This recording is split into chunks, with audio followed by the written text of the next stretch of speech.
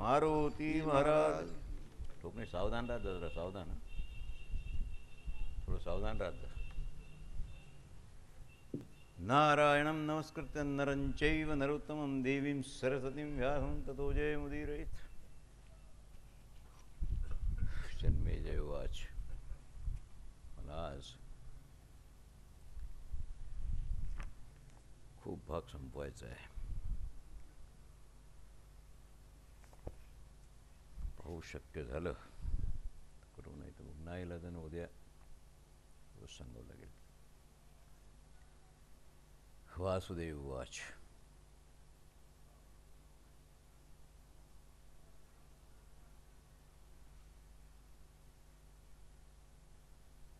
जातस्य भारते वंशो तथा कुंत्या सुतस्य तामती सेयमर्जुनेन प्रदर्शिता. हा,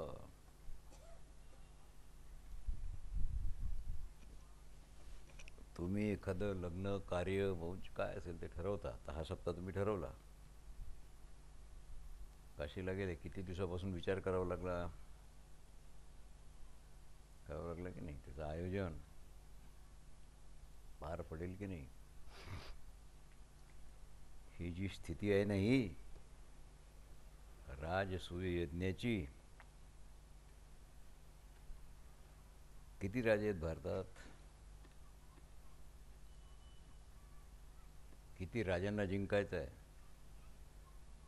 एवढ्या राजांना जिंकता येईल एवढं सैन्य, एवढं बल, एवढी सामुग्री, आणि त्यांना जिंकल्यावर प्रत्येक राजा, प्रत्येक ब्राह्मण, प्रत्येक तपस्वी, प्रत्येक संत येणार, यांची व्यवस्था. आलं की नाही सगळं. आणि ग्रेडिंग, त्याच्यात ग्रेडिंग. राजे तर राजेच आहेत, लहान असो की मोठा असो. तपस्व्यांची व्यवस्था वेगळी, संताची व्यवस्था वेगळी, आणि कुटुंबी, नातेवाईक, संबंधी. तो दुर्योधनाचा सासरा असो की भीमाचा असो, सगळं आलं की. ह्याचा विचार विनिमय. फक्त 5 भाऊ बसून हा विचार करू शकत नाहीत. याच्यात प्रमुख मार्गदर्शन देवाचं आहे. आणि राजा पंडूचा संदेश आला म्हणून करायचं की त्याच्या पाठीमागं काही आणखी उद्देश आहे, हे सगळं विचारात घ्यावं लागेल. आणि मग किती लाख माणसं आली असतील राजसूय यज्ञात. भेटी ज्या आणल्या त्याची तर फार मोठी यादी मी सांगेन तुम्हाला.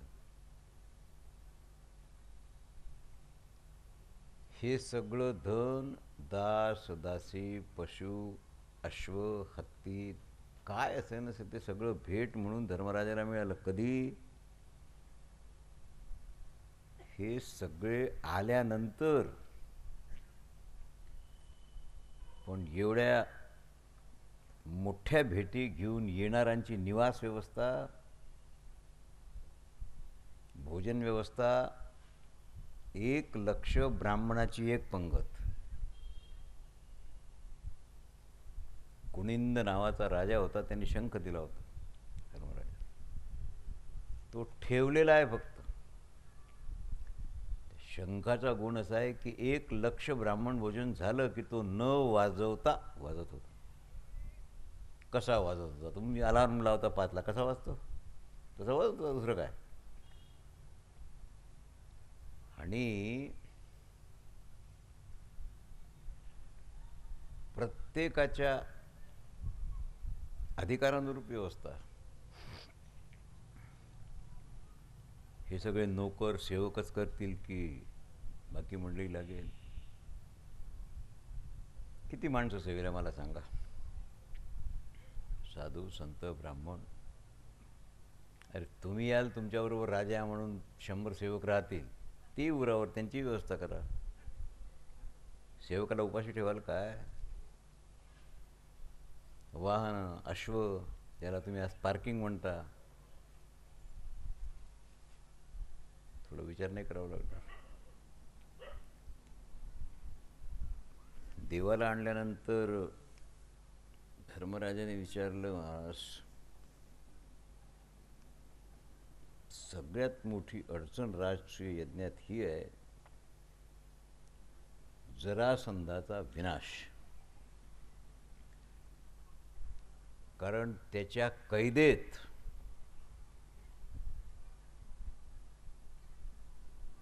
चौऱ्याऐंशी राजे आहेत.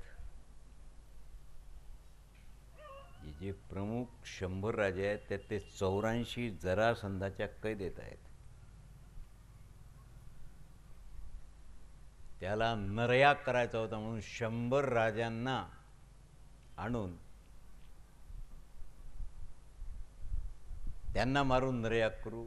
काय लेखाचं माणसाच्या मनात राहील. तर उरलेले 14-16 आहेत त्यांना जिंकू.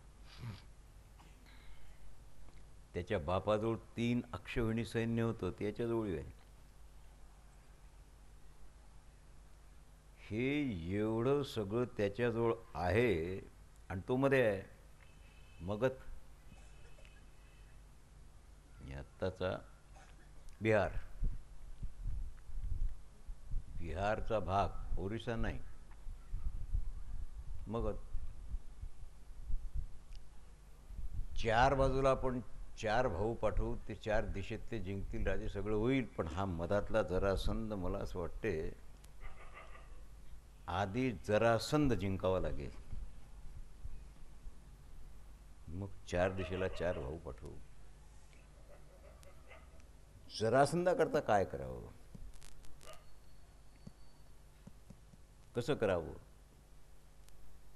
काषायम सुलभम पंचान मुनीनाम, शांतीची इच्छा जर असेल तर धर्मराज म्हणतात भगवं वस्त्र संन्याशांचा आम्हाला सुलभ आहे.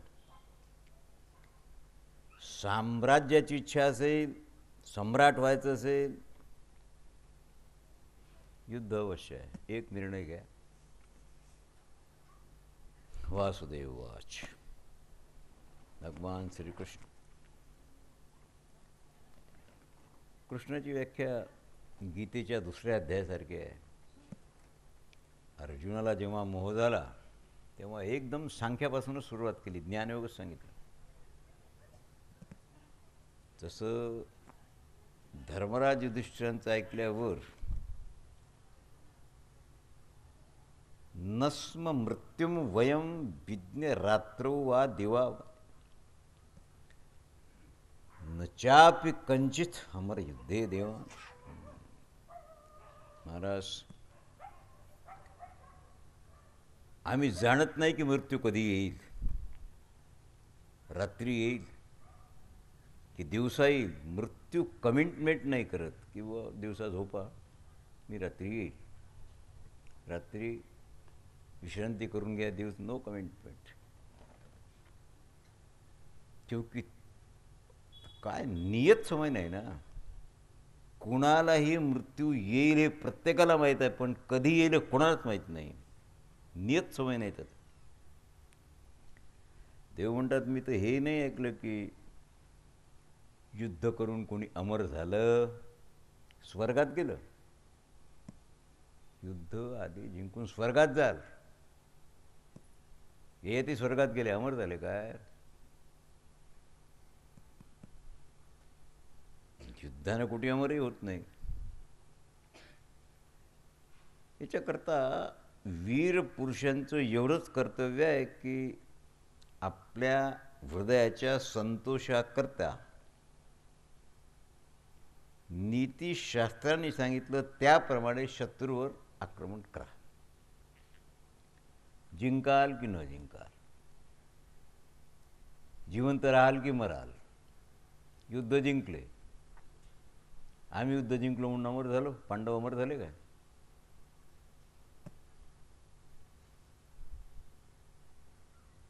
सुनेस्यात्न पायस्य संयोगे परमं क्रमाः पण संघस्ता जायते. दैव आदीची प्रतिकूलता आणि अनुकूलता कोणाला कळणार आहे? आणि युद्ध करणारे जवळजवळ समान असतात, त्यांचं बळ समान असतं. मला असं वाटते नीतीचा आश्रय घेऊन शत्रूपर्यंत पोहोचणं बरं राहील. नदीचा वेग ज्याप्रमाणे काठावरच्या वृक्षांना नष्ट करतो, त्याप्रमाणे जी अडचण आपल्याला जरासंधाची दिसते त्याला नष्ट करणं ही नीती आहे. तुम्ही सैन्य घेऊन जाल, इथून मोर्चे बांधाल, त्याला वेळ किती लागेल? एकट्या माणसाजवळ 3 अक्षौहिणी सैन्य आणि सगळ्यात बलवान राजा आज तो आहे. तुम्हाला माहीत आहे 17 वेळ मथुरेवर आक्रमण ज्या माणसाने केलं, प्रत्येक वेळेला 1 अक्षौहिणी सैन्य घेऊन येत होता. काय त्याचा निकाल काय लागेल? मला असं वाटते अनवद्या हे समुद्रा प्रविष्टा शत्रुस्थान, शत्रूच्या घरापर्यंत म्हणजे जरासंधाच्या घरापर्यंत छद्मवेशानं लपून का होईना जर आपण पोहोचलो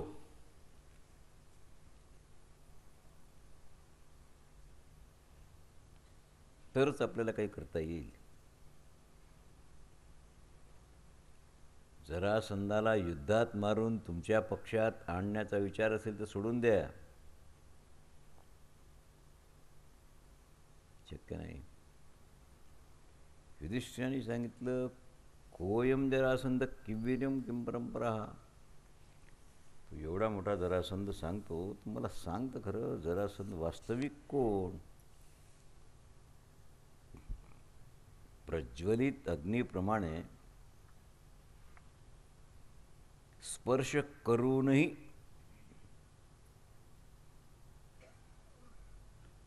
पतंगाप्रमाणे जळाला का नाही तो? कृष्णोवाच. थोडक्यात सांगतो मी तुम्हाला. मगध देशात बृहद्रथ नावाचा राजा होता. युद्धात स्वाभिमानाने युद्ध करणारा माणूस. काशी राजाच्या 2 जुळ्या मुली होत्या, त्यांच्याबरोबर लग्न झालं. दोघीला समान वागवलं, विषमव्यवहार केला नाही, पण संतान नाही. त्यामुळे दुःख आहे.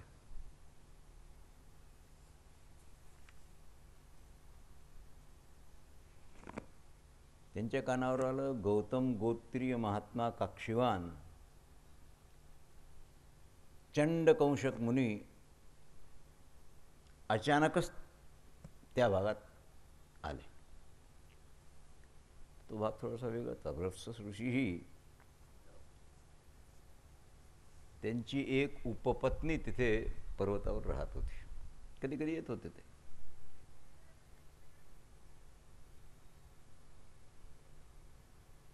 आणि बृहद्रथ स्त्रियांना घेऊन गेले संत दर्शनाला. काक्षीवान होते.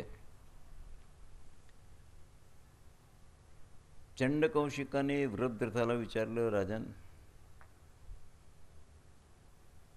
तू सेवा केली आहेस माझी, मी संतुष्ट आहे, तुला काही पाहिजे असेल तर मला मागून घे. त्यांनी सांगितलं मला पुत्र दर्शन नाही, त्याच्यामुळे मी निराश आहे. दयावान असतात संत. राजोवाच. मला असं वाटते, राजा म्हणतो की मला आता हे सगळं सोडून तपोवनात जाणंच आवडेल. अभागी माणूस आहे मी, 2 बायका आहेत, काही उपयोग नाही. संत दुसऱ्याच्या दुःखानं द्रवित होतात. हे बोलत असताना चंडकौशिकाच्या मांडीवर एक आम्र फळ पडलं. आंब्याखाली बसले होते, हवेनं पडलं ते. त्या फळावर एका पक्षानं चोच मारलेली होती, त्याचा डाग होता एक. इतकं बारीक का सांगितलं आहे? कारण आहे त्याचं थोडंसं. त्याने उचललं आणि राजाला दिलं. सांगितलं, राजा, मी याला अभिमंत्रित केलेलं आहे आणि भगवंताची इच्छाच आहे. मी विचारच करत होतो तेवढ्या ते फळ पडलं. एष ते तनयो राजन्माम, तुला प्राप्ती होईलच. हे तुझ्या पत्नीला खायला लाव.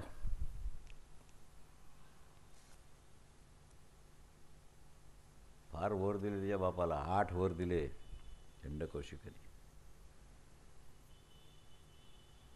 बृहद्रथाला नाही दिले. या फळात नंतर तुला जो मुलगा होईल त्याच्याकरता 8 वर. म्हणून देव म्हणतात, जयद्रथ एवढा बलवान होता, युद्धात अजय होईल, मरेपर्यंत म्हणजे युद्धविषयक रुची त्याची कमी नाही होणार, ब्राह्मण भक्त राहील, अतिथी प्रेमी राहील, कीर्ती होईल आणि प्रजा त्याच्यावर प्रेम करेल वगैरे. घरी आल्यावर दोन्ही बायकाला सांगितलं, फळ खाऊन टाका. कोण खाईल? त्यांनी ते आम्रफल मधातून चिरला आणि अर्ध खाल्ला.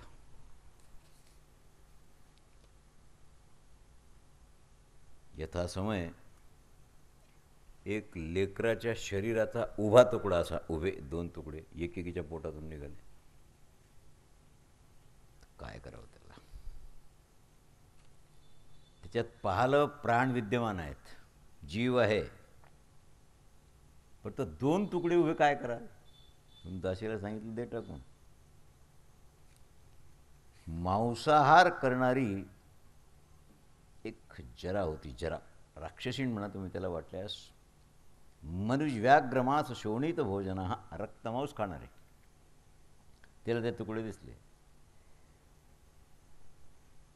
तिनं विचार केला की ह्याच्यात तर प्राण आहेत. कोणती मूर्ख स्त्री आहे, टाकून दिली तिनं. तिने ते 2 तुकडे जोडले.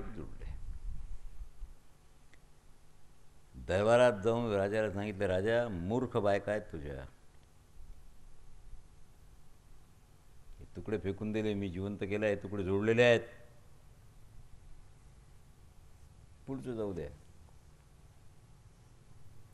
तिनं काय केलं आहे? तिनं विचार केला, या राजाच्या राज्यात माझा निवास आहे, राजा धर्मात्मा आहे, तेव्हा याची हत्या करण्यापेक्षा, याला खाऊन टाकण्यापेक्षा जिवंत केलं एकदा तर माझी पूजा होईल. तेव्हापासून मगधाचे लोक जरा म्हणून तिची पूजा करतात. आता जरा संदा म्हणजे त्या बृहद्रथाने विचारलं, तुझा निवास वगैरे? तिने सांगितलं, गृहे गृहे मनुष्याणाम नित्यम तिष्ठामि राक्षसी, प्रत्येक माणसाच्या घरात माझा वास आहे, तसं मला राक्षसी म्हणतात. पण पूर्वकालात ब्रह्मदेवानं गृहदेवीच्या नामानं मला निर्माण केलं होतं आणि दानवाच्या विनाशाकरता मला नियुक्त केलं. दिव्य रूप, मला सगळे रूप धरता येतात. तेव्हा गृहे तस्य भवेत विद्युन्यथा क्षयमान. गृहस्थ आपापल्या घरावर भिंतीवर माझं चित्र काढतात आणि भक्तिपूर्वक अंकित करून माझी पूजा करतात. आता तुम्हाला आठवलं असेल, हे चित्र काढतात की नाही घरावर काही बायांचे, जिथे काही रोगराई असं झालं खेड्यात. थोडक्यात तस्य बरस्य कार्य, गृहदेवी पूजन वगैरे. जरासंध तरुण झाल्यावर बृहद्रथ वनात निघून गेले. फार भविष्याचं कथन विचित्र आहे. काही दिवसानंतर आल्यावर बृहद्रथाने दर्शन घेतलं. सांगितलं, का रे मुलगा आहे म्हटलं, मला 2 तुकडे झाले होते, जोडले त्या जरेने. तुम्हाला एक विचारू का, माझा मुलगा कसा होईल भविष्यात? आता बॅड सोसायटीत न गेला तर बरं होईल. आता काय भविष्य सांगा, कुंडली पाहून खरी होते. होते काय, आम्ही एका माणसाला सांगितलं की यात अनेक गाड्या घोडे याचा वास राहील त्याच्यात. तो लेखाचा चौकावरचा पोलीस झाला, दिवसभर गाड्या घोडे येत राहत होते बाजूला, आणि काय करतात त्याला. हे भविष्य विचार करावा लागेल. 1000 गायचा मालक राहील, गाई चारत होता खेड्यात 1000. मग आजच्या काळात कोणत्याही संतानं हा गाढवपणा करू नये. महाराज माझी मुलगी कशी राहील, माझा मुलगा कसा राहील, त्याला मला कुंडली खोटी, तुम्ही खरे. आता ज्या रंगात कापड रंगवाल तसं राहील. सोसायटीचा काही काही अर्थ आहे की नाही काही त्याला. आपण राहतो शेकडो हजारो मैल लांब, तर ते लेखाचं रात्र आहे की दिवस आहे का कोण जाणेल, काय भविष्य सांगाल. ते सांगितलं हे तर काही सांगता येत. पण राजा महाबली राजकुमार होईल, 4 वर्णाला आश्रय देईल. दोन्ही बायकाला घेऊन निघून गेले. आता राजा आहेत जरासंध. जरासंध का नाव आहे, जरा नावाच्या राक्षसीनं सांदला म्हणून जरासंध. तर काही अर्थच नाही आहे. आता त्याचं वाकडं होतं मथुरावासियांचं. गदास्थान पाहिलं काय मथुराला, आपण वृंदावनला गदास्थान पाहिलं काय मथुऱ्यात, थोडंसं पुढे आहे. या जरासंधाच्या आस्ती आणि प्राप्ती नावाच्या दोन्ही मुली कंसाला दिलेल्या होत्या. कंस जावई होतं त्याचा, तर सासरा असन जावई तसा बापाला कैद करणारा. आणि मग तो थोडासा प्रकार घडला. याचं 17 वेळेला आक्रमण, कंसाचा वध केला. कंसाला कृष्णाने मारल्यावर मथुरावासी जरासंधाचे कट्टर शत्रू झाले.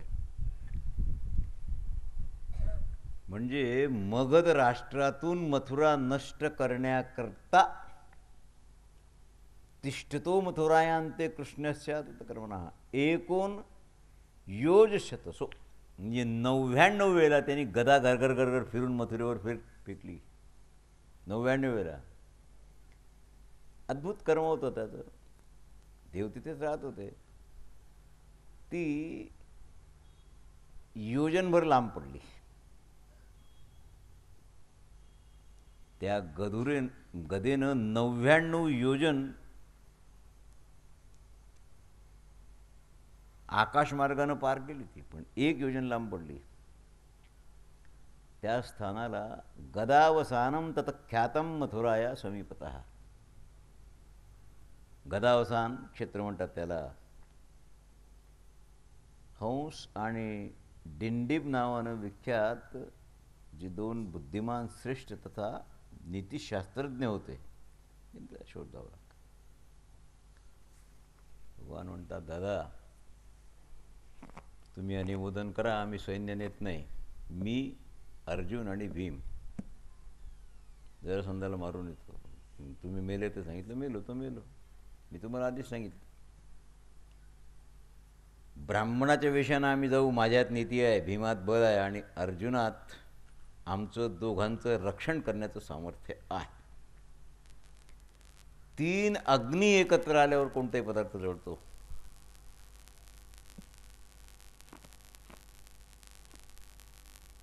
सांगितलं कृष्णा तू पांडवाचा स्वामी आहे. स्वामी शब्द वापरलेला आहे. नाथो भवंत चरिताम भयम. नाथ आहेत आमचा, स्वामी आहेस तू. ज्ञानदेव म्हणे व्यासाच्या खुणा द्वारकेचा राणा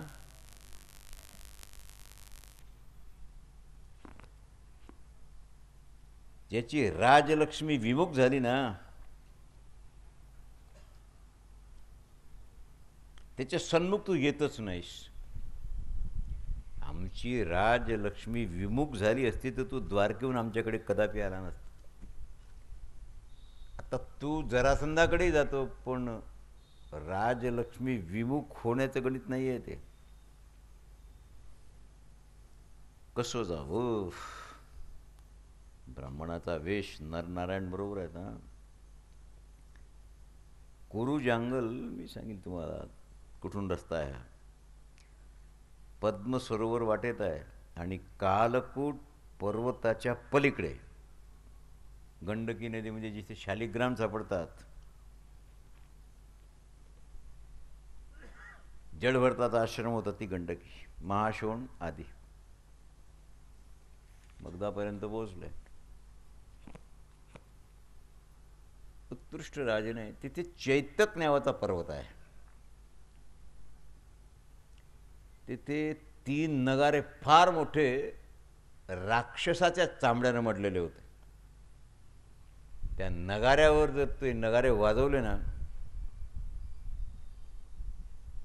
4 कोसपर्यंत त्याचा आवाज जात होता, घुमत होता. शत्रूच्या नगरीत प्रवेश कसा करावा देवाने सांगितलं, अर्जुना राजमार्गानं जाणे नाही,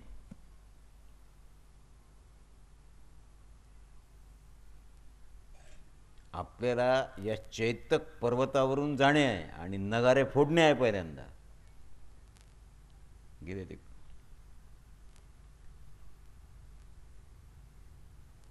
अत्यंत कठोर तप करणारे महात्मा गौतम, उशिनर देशाची शूद्र जातीय कन्या, तिच्या गर्भातून काक्षीवान जन्माला आले होते. लक्षात आलं नाही का? गौतम ऋषी होते तो हा जो देश आहे थोडंसं उशिनर त्याच्या पलीकडे उत्तरेला, तेथे एका शूद्र जातीय कन्या त्यांची उपपत्नी होती. तिच्या पोटातून काक्षीवानाचा जन्म झाला होता. त्या काक्षीवानाने यांना वर दिले होते. आणि अर्बुद आणि शक्रवापी हे 2 नाग होते तिथे.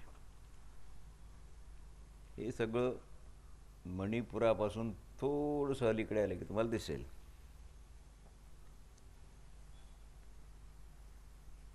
पोहोचले कधी? कारण देवाचं गणित आहे ते. सायंकाळ टळून गेल्यावर. त्यांना माहीत होता ब्राह्मण भक्त आहे. आणि भीमाला आणि अर्जुनाला दोघांना सांगितलं होतं, दादा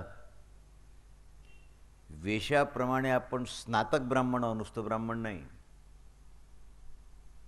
पढा लिखा हुआ ब्राह्मण, स्नातक. आजच्या भाषेत डिग्री होल्डर, आफ्टर ग्रॅज्युएशन स्नातक. 3 वर्णाचे लोक असतात. बाहेर जा, बाहेर ऑफ करून ठेवत जायत.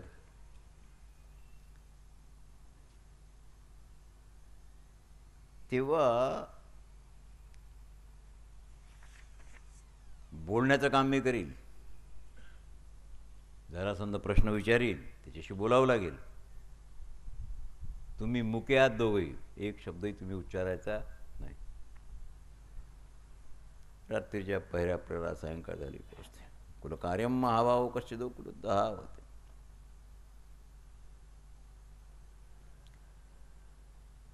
भगवान म्हणतात, राजा संपूर्ण कुलात एकच पुरुष कुलाचा भार सांभाळत असतो.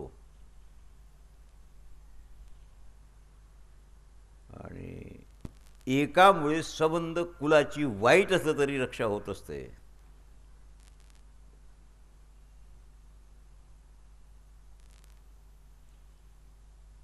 असा एक महापुरुष आहे त्या कुलात आणि त्याच्या आज्ञेने आम्ही आलेलो आहोत.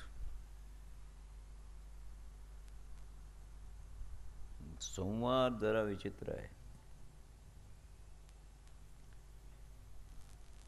तुम्ही कोण आहात? आता ब्राह्मणाचा विशेष होता. ब्राह्मण गेला की त्याला आशीर्वाद द्यावा लागेल, मंत्र आशीर्वाद म्हटलं.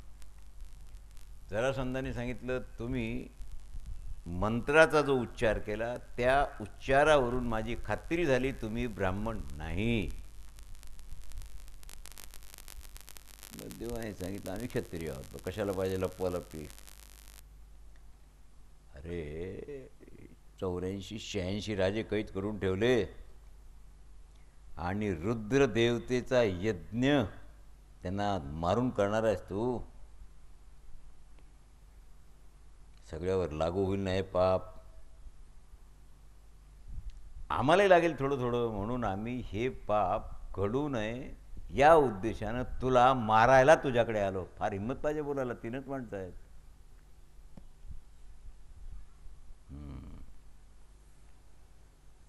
कोण आहेस तू? त्यांनी सांगितलं मी देवकी पुत्र कृष्ण. हा अर्जुन आहे ना, हा भीम आहे.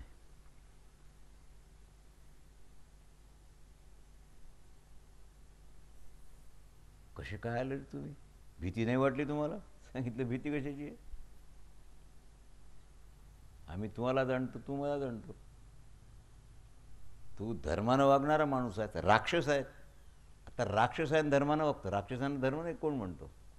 राक्षसांनी दान धर्म केले नाहीत काय? दुर्योधनानं ब्राह्मण भोजन नाहीत घातली काय? कंसानं मुलूक जिंकला नाही काय? कंसाकरता तर एवढं आहे की जे निपुत्रिक आहेत त्यांना एवढंच दुःख आहे की बाबा आम्हाला संतती नाही, पण कुपुत्र असणाऱ्या बापाला 24 तास दुःख आहे. त्याला एकच चिंतन असते, निपुत्रिक असतो तो बरं झालं असतं. आता त्याची व्याख्या नंतर सांगू.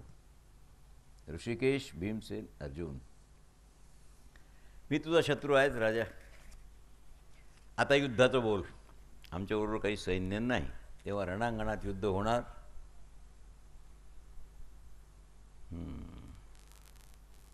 जर संध्याने सांगितलं सुयोग आहे, माझा शत्रू तू घरी चालून आला, सुयोगच आहे. आता एक सांगा तुम्ही तिघी, तुमच्या तिघाबरोबर एका वेळेला मी लढायचं काय? अरे नाही, तसं नाही. एकानंतर दुसऱ्याशी लढायचं का? नाही. तिघापैकी कुणाशी एकाशी युद्ध कर. जरासंधाने सांगितलं तुझ्याशी तुम्ही युद्ध करणार नाही, कारण तू मामाला मारणारा पापी आहेस. कंसाला मारलं होतं की नाही? अर्जुनाबरोबर लढण्याची माझी इच्छा आहे, पण हा रोडका आहे, रोडका. 10 मिनिटात युद्धात मरून जाईल माझ्याकडून. लढेंगे तो भीम से लढेंगे. थंडी. अरे 26 दिवस कुस्ती आहे ती. मगध नरेश, सेनापती कौशिक आणि चित्रसेनाला बोलावलं. ते जिवंत नव्हते, स्मरण केलं त्यांचं. फार मोठा अधिकारी आहे. त्यांना विचारलं असं करा, आम्ही युद्ध करतो आणि मरण कोणाचं होईल जयापजय सांगता येत नाही. हा माझा पुत्र आहे सहदेव नावाचा, याला राज्याभिषेक करतो आणि मग युद्ध करतो. कारण मी मेलो तर याला राज्याभिषेक करण्याचं काम नाही, मी याला राज्याभिषेक करतो मग युद्ध करतो. मेलो तरी चालेल.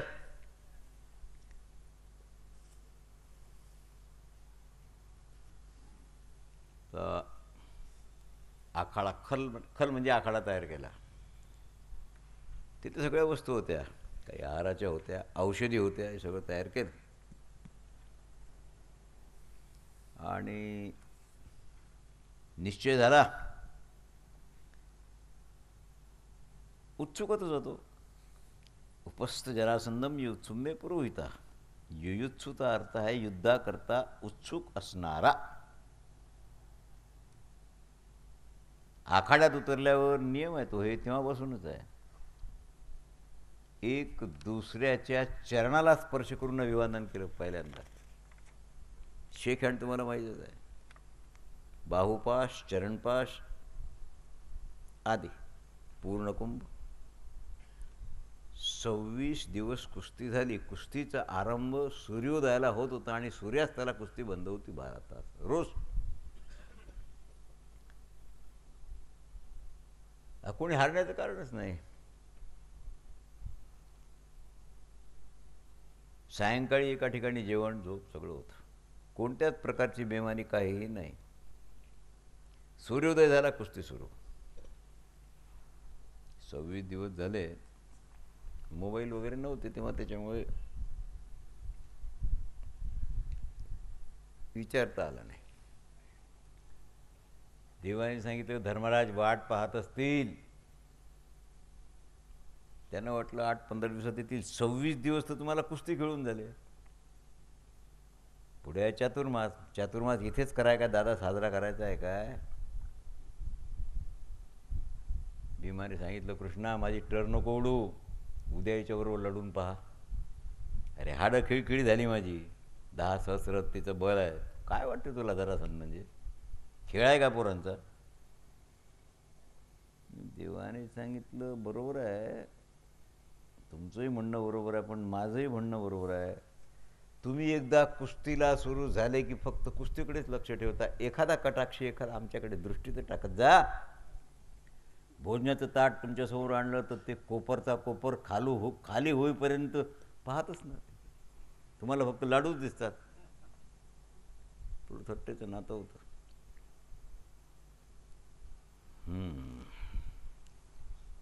यतवै दैवं परम सत्वं व्यच्यते मातित्या बलम भीमजरासंधे. दादा तुमचं सर्वोत्कृष्ट म्हणजे एक स्वरूप वायुदेवतेकडून तुम्हाला जी दिव्य शक्ती मिळाली आहे त्याचा उपयोग करा. त्या दिव्य शक्तीचं स्मरण करा. जरासंधाला मारू शकता तुम्ही.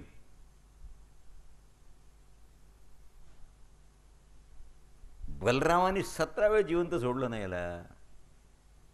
प्रत्येक वेळेला मथुरेवर आक्रमण केलं की दादा याला जिवंत पकडन. नांगर उचलला की मी म्हणत होतो दादा मारू नका, याला जाऊ दे, सोडून दे. हा गेला की याच्यासारखे पापी गोळा करून आणील, मग याला मारू. असं 16 वेळ झालं. 17 वेळ हा येत होता आणि जिवंत पकडल्यावर दादाला मी मारू दिलं नाही. जगातले पापी या निमित्तानं संपवलंय मी युक्तीनं.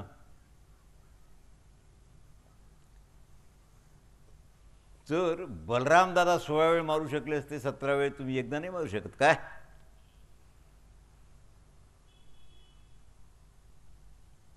आमच्याकडे पाहू द्या, पाहतो म्हणला.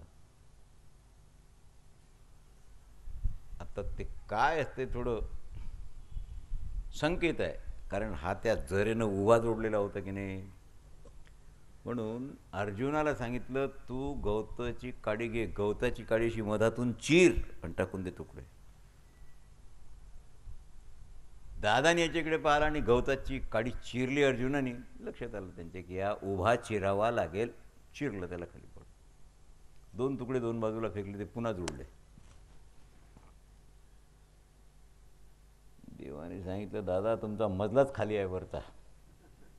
तुम्हाला निगेटिव्ह पॉझिटिव्ह काही कळते का काही? पुन्हा काडी चिरली दुसरी आणि चिरलेले भाग विरुद्ध दिशेला टाकले.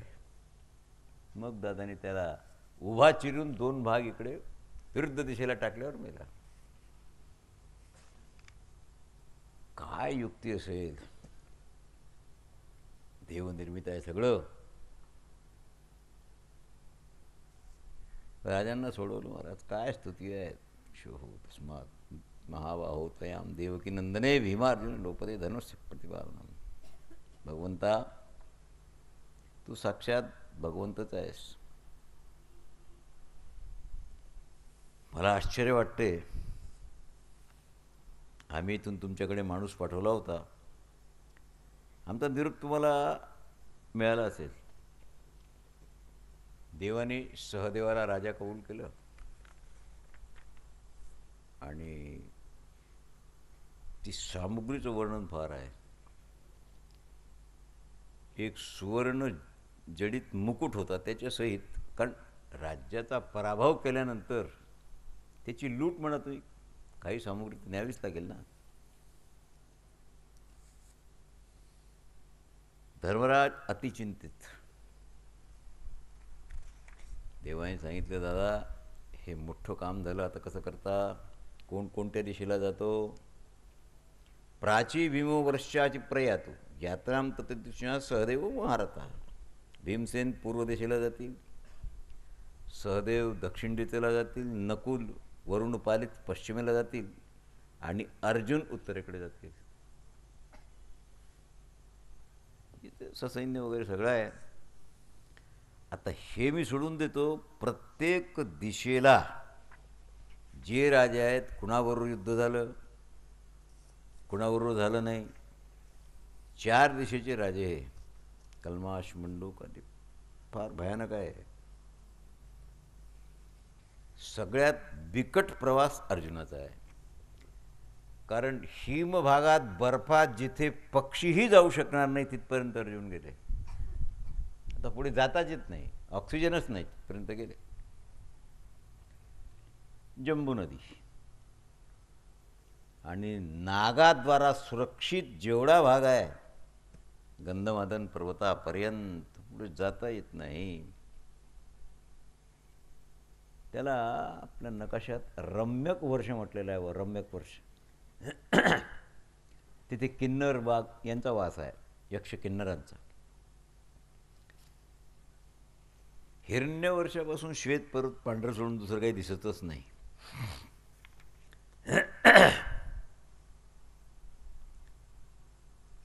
जातच राहिले पुढे पुढे पुढे पुढे. तेव्हा तिथे जे तपस्वी आहेत त्यांनी सांगितलं की अर्जुन आता याच्या पुढे जाता येत नाही. पूर्व दिशा आहे, उत्तर पूर्व आहे आणि या राष्ट्रात युद्ध होत नाही, जाण्याचं काम नाही. उत्तरान कुरु हेन मात्र युद्धे प्रवर्तते. इथे युद्ध कधीही झालेलं नाही, पुढे होणार नाही. कारण मानव शरीरानं तिथलं दृश्य पाहता येत नाही. हे भारतात सापडेल तुम्हाला. आता कर कर कर सगळं वसुली, सगळं सगळं झालं. आता किती काय लागलं असेल, फार लागलं हो. पुढे सांगतो तुम्हाला रासव्या करता काय लागलं, किती धन आणलं. 4 दिशा जिंकल्या, पूर्व दिशेला भीम आली. नकुल फक्त दक्षिण दिशेची थोडी गडबड होती, कारण सहदेव होते दक्षिण दिशेला. ते आता राजा नीलाच्या राज्यात आल्यानंतर गडबड झाली. नील म्हणजे आत्ताचं जे चेन्नई आहे की नाही, मद्रास, तो भाग. त्या नगरात 4ही बाजूला अग्नी पेटलेला आहे, रथ जातच नाही यात माणूस. वैशंपायन वाच. सहदेवाने चिंतन केलं, काय गडबड आहे. महिष्मती नगरी, युद्ध झालं, नीलाबरोबर सगळं झालं. त्याला एक कन्या होती, अतिशय रूपवान. ती यज्ञात तुपाची आहुती टाकत असताना अग्नी तिच्यावर आसक्त झाले आणि राजाला ब्राह्मण विषयात जाऊन सांगितलं, तुझी मुलगी मला देऊन टाक.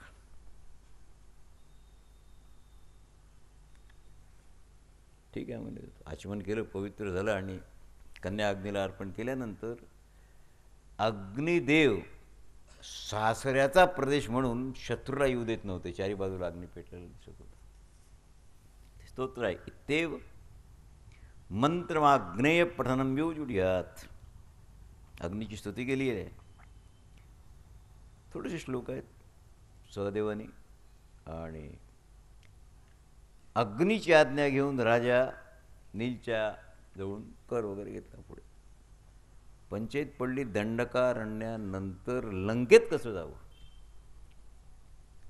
तर लंकेत पाणी आहे, समुद्र जाता येत नाही.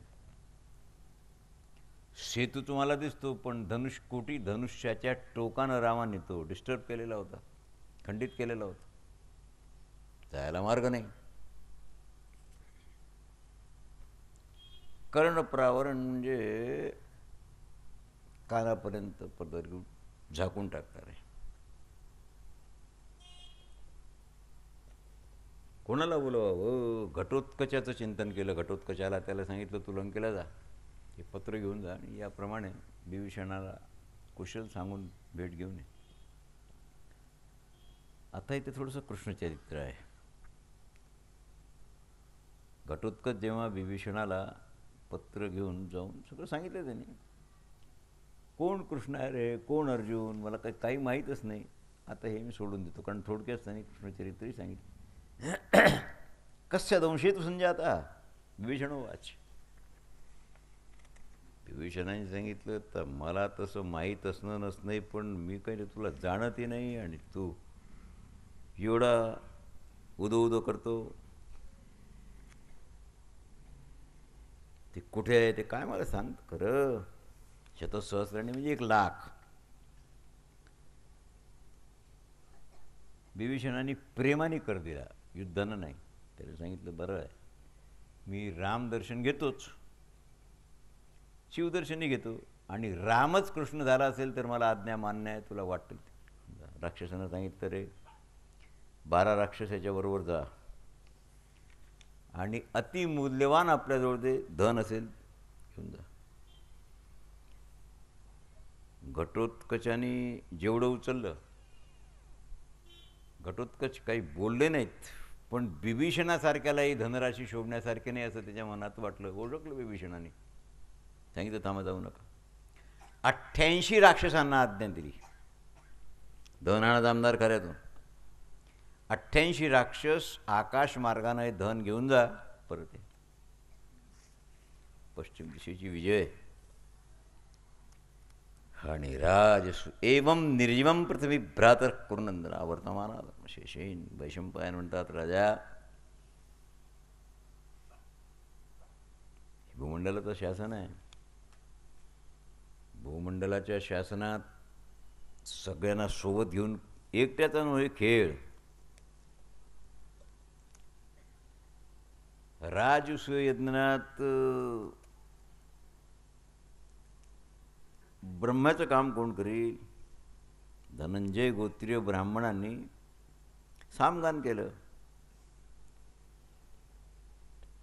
सामगान करायला सगळे कधीच पात्र असतात, कारण सामवेद गायन करी ही विद्या सामवेदातच आहे. भगवान याज्ञवल्क्य त्या यज्ञात अध्वर्यू होते. तयारी तर होईल ना, पण बाकीची तयारी कशी? या धनाने यज्ञ होईल काय? व्यास आहेत, इथलं होत नाही महाराज. 4 भावांनी 4 दिशेला हरवून शेकडो राजाजवळून धन आणलं तरी होणार नाही. सांगितलं नाही. तर धन कुठून आणता? दुसऱ्याचं धन तुला चालणार नाही, मी हो म्हणणार नाही. तुझा पूर्वज हिमालयाच्यावर शृंगपर्वत आहे, तिथे राजा पूर्वादी तुझे पूर्वज होते, त्यांनी फक्त सुवर्ण पात्रानंच यज्ञ केले आणि सुवर्णच दान केलं. त्याच्यानंतर ते ओस पडलं राज्य. तिथे धन मातीत गाडलं गेलं, रोवून टाकलं नाही, गाडलं गेला. 1000 वर्ष झाले त्याला. तेव्हा कुठे आहे मी दाखवून देतो. 2000 बैल, 600 उंट, शेकडो हत्ती, यांच्यावर ते धन व्यासाने दाखवून दिल्यानंतर काढलं. त्याला सांगितलं कुणाचंच नाही, तुमचा हक्क आहे याच्यावर, तुमच्या पूर्वजांचा आहे. एवढं ओझं होतं ते. अश्वाधिक बैल 2 कोसापेक्षा जास्त सायंकाळपर्यंत चालू शकत नव्हते. मी तुम्हाला आधीच सांगितलं की हे येतील, यांचं धन वापराल त्याच्या आधी यांची व्यवस्था करायला तुम्हाला धन लागेल ना. आणि मग सांगितलं आता असं करा, आंधळ्या धृतराष्ट्राकडे जा, त्यांना म्हणावं काका, काका म्हणा की बाबा म्हणा, मोठा आहे, तुम्ही स्वतः येऊन 8 दिवस आधी बसून आमच्याकडून हे महत् कार्य करून घ्या, असं मान द्या त्याला. मानेनं तृप्ती. भीष्म, द्रोण, काय असेल ते, कृप आणि दुर्योधन, त्याचे भाऊ, नकुलाला पाठवलं पहिल्यांदा. त्यांच्या ठिकाणी तर थोडं आश्चर्य आहे ना. 4 दिशा जिंकणं आणि सगळ्यात महत्त्वाचं जरासंधाचा वध करणं. राजा आणल्यानंतर दुर्योधनाला सांगितलं, राजे तुमच्याकडे मुख्य काम, ज्या भेटी येतील, आहेर येतील, त्याचा स्वीकार तुम्ही करायचा. आपण लग्नात आहेर स्वीकारायला बसवतो की नाही, पण त्याला घरी थोडंच नेऊ देतो, मोठा आहे म्हणून बस, जाताना आम्हाला देऊन जा सगळं, काही घेणं देणं नाही. कारण 12 ते 16 तास दुर्योधनाला गुंतवून ठेवलं.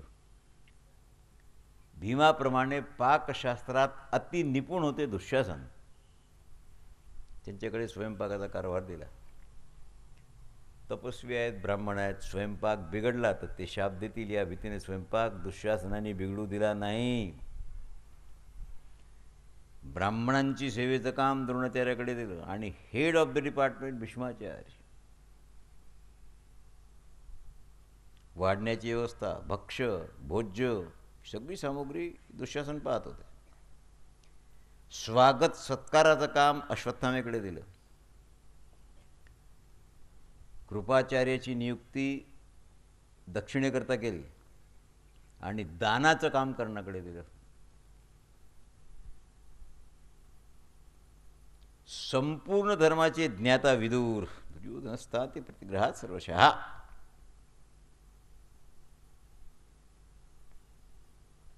विदुराला सांगितलं तुम्ही दिवाणजीचं काम करा. आय आणि व्यय किती धन आलं, कुणी काय दिलं याचा हिशोब ठेवा आणि आपला खर्च किती झाला याचा हिशोब ठेवा. कारण आय व्ययाच्या हिशोबाला प्रामाणिक माणूस लागतो. बरोबर, विदुरापेक्षा प्रामाणिक नाहीच कोणी. ब्राह्मणांचं पूजन झालं, सगळं झालं. 1000 सुवर्णमुद्रा भेट झाली आणि यज्ञाचा आरंभ. द्रौपदीला सांगितलं, एक लक्ष ठेव, कुणीही उपाशी राहू नये. अर्धा बेहरण परवाया.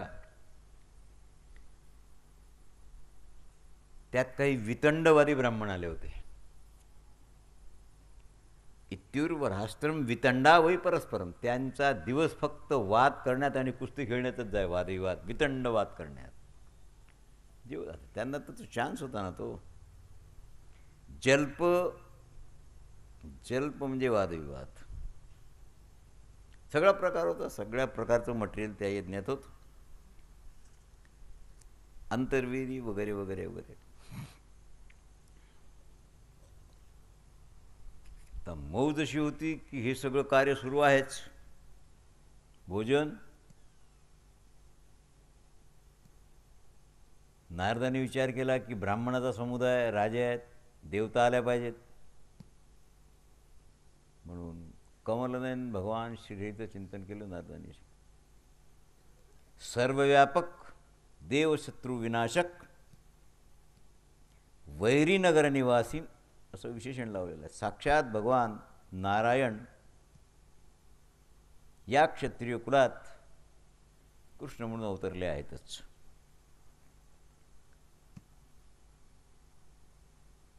सगळ्याच्या आधी अर्घ्य समर्पित केलं, भगवंताला अर्घ्य निवेदन केलं. आचार्य, ऋत्वी, स्नातक, प्रिय, मित्र सगळं सगळं. आणि भीष्माचार्य सर्वे सर्व होते. वैशंपायनो आज आज्ञा घ्यावी लागली त्यांची. धर्मराजाने सांगितलं, पितामह सगळ्याच्या आधी अर्घ्य देऊन पूजन कुणाचं करू? शेकडो राजे आहेत, हजारो ब्राह्मण आहेत, लक्षावधी ब्राह्मण, साधू, संत, तपस्वी, महंत सगळेच आहेत. भीष्माचार्यांनी सांगितलं, विचारायचं कामच नाही. या भूमंडलात अमान्यतः कृष्ण वैष्णव न भुवी. सगळ्यात पूज्य भगवान कृष्ण आहेत म्हणून याची अग्रपूजा करणं योग्य आहे. आणि वाद उभा झाला. कारण सत्कर्मात साधू संताबरोबर चांगल्या कामात वाद करणारे असतातच. शिशुपाल त्यांनी सांगितले, म्हाताऱ्याचं काय ऐकतं रे, धर्माचं स्वरूप अतिसूक्ष्म. या भीष्माला काय कळते. इथून सुरू केलेलं का त्यांनी. अरे तुम्ही याची पूजा केली कशी आम्हाला न विचारता. हा राजा आहे काय, वासुदेव आहे, काही संबंधच नाही, राजा नाही आहे. पांडवाचे शास्त्री द्रुपद आहेत म्हातारे, त्याची पूजा करायला पाहिजे. विरक्ती करा. कोणाकोणाची करता तुम्ही. स्वच्छंद मृत्यू शांतनु नंदन भीष्म आहेत, मदराज शल्य आहेत, अनेक तपस्वी आहेत, व्यास आहेत. त्याची पूजा का नाही केली. कृष्ण ना ऋत्विज आहे, ना आचार्य आहे, ना राजा आहे काय. काही तर नाही, साधा माणूस आहे फक्त. अपमान करायला बोलावं काय मला? वृष्णिकली जातो राजाम तू जरासंधम. युधिष्ठिराने समजावं शिशुपाला सांगितलं, राजन हे शुभ कार्य आहे, विक्षेप निर्माण करू नका.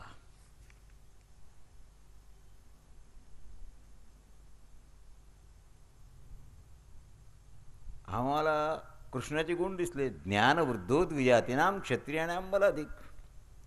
आम्ही वयोवृद्ध पुरुषांना उल्लंघन नाही केलं, पूजनीय आहेत. पण कृष्णानंतर जर आम्ही ब्राह्मण सगळ्यात उच्चवर्ण आहेत त्यांनाही मागं ठेवलं आणि कृष्णपूजन केलं, म्हणजे हा त्यांच्यापेक्षा श्रेष्ठ पूज्य आहे म्हणूनच केलं असेल की नाही. रे ब्राह्मणात ज्ञानवान विद्वान असेल तो मोठा, क्षत्रियात शूर असेल तो मोठा, वैश्यात धन असेल तो मोठा, आणि शूद्रात वय प्रधान तो मोठा. मग फार वादिवाद चालता. ते मधु कैटभाचं चरित्र आहे, भीष्माने वर्णन केलं. कृष्ण म्हणजे कृष्ण, हे परब्रह्म आहे, सगळं झालं. दीर्घकाल चाललं ते. भीष्म म्हणतात भगवान म्हणा, विष्णू म्हणा, नारायण म्हणा, हा कृष्ण आहे, झालं, दुसरं काही नाही आहे. म्हणून आम्ही याची पूजा केली. अरे प्राचीन त्रेतायुगात विरोचन कुमार बली दैत्य राजा होता, त्यावेळेला यांनी 2 पायात सगळं आठवलं. हाच आहे तो. अर्धा वाघ आणि माणूस झाला, हाच आहे तो. तुम्हाला माणूस वाटतो काय? मानुषित तरुमाश्रितम नाही नाही. कार्त वीर जे अर्जुनाचे हात छाटून टाकले, कोण आहे दुसरा? आज परशुराम आहेत, परशुराम नावानं विख्यात आहेत, हाच आहे. पुढे बौद्ध म्हणून हात प्रगट होईल, कलंकी म्हणून हात प्रगट होईल. काय महाराज ऐकतो असं आहे. मूढ माणसाला उपदेशोही मूर्खानाम प्रकोपाय न शुद्ध आहे.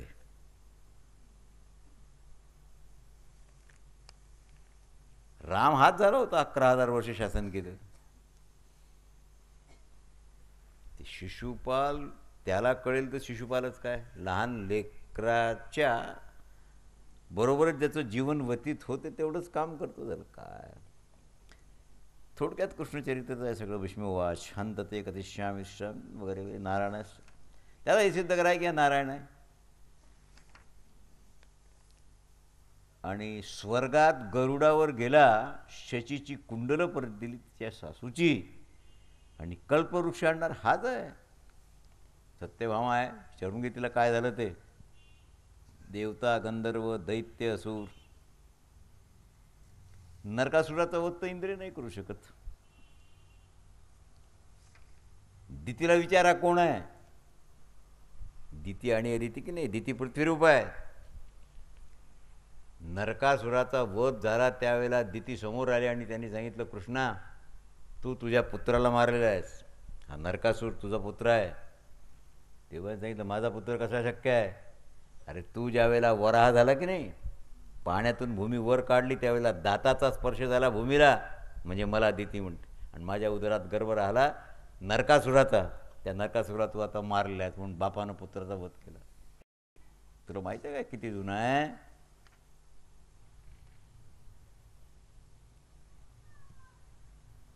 मानव शरीरात श्रीकृष्ण राहतील तोपर्यंत वृद्धावस्थेला तू प्राप्त होणार नाहीस, हा वर सत्यभामेला दे.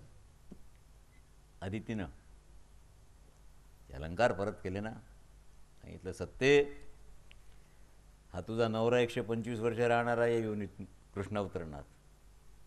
तू होशील की नाही 100-110 वर्ष, म्हातारी होणारच नाहीत.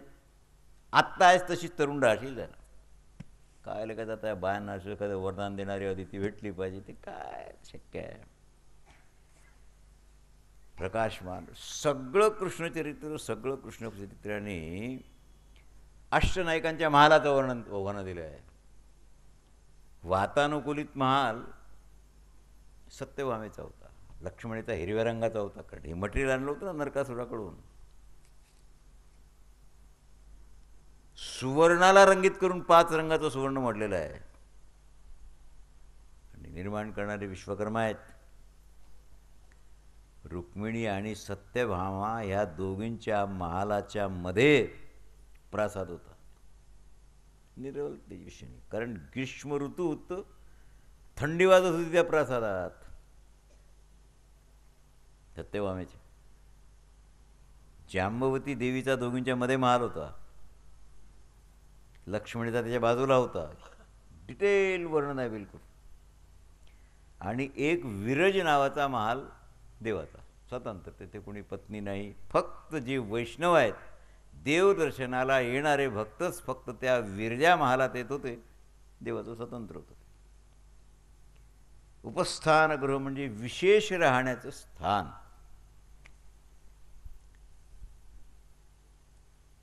आत्ता तू पारिजातक सांगितलं रे, आत्ता द्वारकेत आहे, जाऊन पाहून घ्या तुम्ही.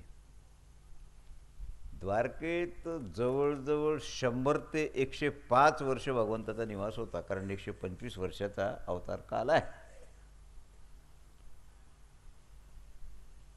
सगळ्यांना सगळं केलं. भीष्माचार्यांनी थोडक्यात जरी सांगितलं तरी वेळ लागला ना. शिशुपाल म्हणतो, अरे यांनी एक मातीचा गोळा एवढा उचलला आणि तुम्ही म्हणता गोवर्धन उचलला. एका पक्षाला मारलं आणि तुम्ही म्हणता बकासुराला मारलं. काय काय वासुकी निर्दित पुंडरीकाक्ष. वासुकी नागाचा पराभव करणारा माणूस असतो काय. जास्त कोणी बोललं नाही. सहदेव उठून उभे राहिले, कारण ते होते सेवेत धर्मराज. त्याने सगळ्या राजांना सांगितलं, राजांनो ऐका, मी सहदेव बोलतो आहे आणि मी कोणाची इच्छा असो वा नसो, मी तुमच्या मस्तकावर पाय देऊन कृष्णाची अग्रपूजा करतो. ज्याला हिंमत असेल त्यांनी माझा विरोध करावा. आणि केली पूजा. क्रमानं पूजन केलं, अर्घ्यनिवेदन केलं. आता अग्रपूजेचाच वांदा होता की नाही, बाकी तर मग सगळी क्रमानं करता आली. लाल डोळे शिशुपालाचे. त्याच्यात 2 राजे होते, सोनित आणि एक मांडलिक राजा त्याचा. ते 2 त्याच्या 2 बाजूला आहेत. समोर उभं राहिल्यावर त्यांनी सांगितलं, हे पहा, हा जो म्हातारा आहे ना भीष्म, हा नपुसक आहे, नपुसक, म्हणून यानं लग्न केलं नाही. तर काय किती भयंकर अवस्था. देवाला शिव्या दिल्या म्हणजे बोलता येत होतं तेव्हापासून. सख्खा मावस भाऊ आहे शिशुपाल देवाचा. हे नात्यातले कसे फार जवळचे असतात, त्याच्यापेक्षा जवळचे, पण महान नीच, महान नीच.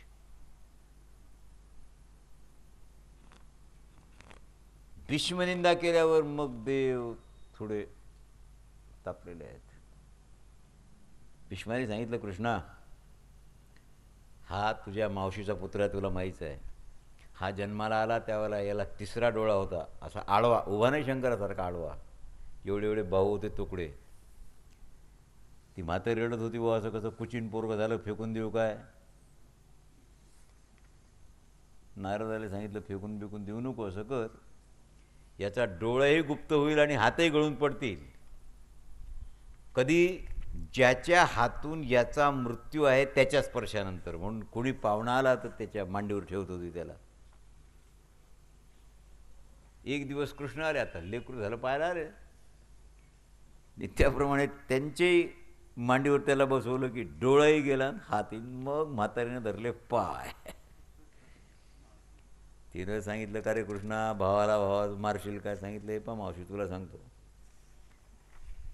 हा आहे शिशुपाल, आता माझा मावस भाऊच आहे ना, तू माझी मावशी आहेस, मी तुला वरदान देतो, याचे 100 अपराध मी पोटात घालीन, 100. मग आता आणखी काय करू. शिशुपालाने 2-4 वर्षातच 100च्या पेक्षा जास्त अपराध, हजारो अपराध करून टाकले. मासाहसम.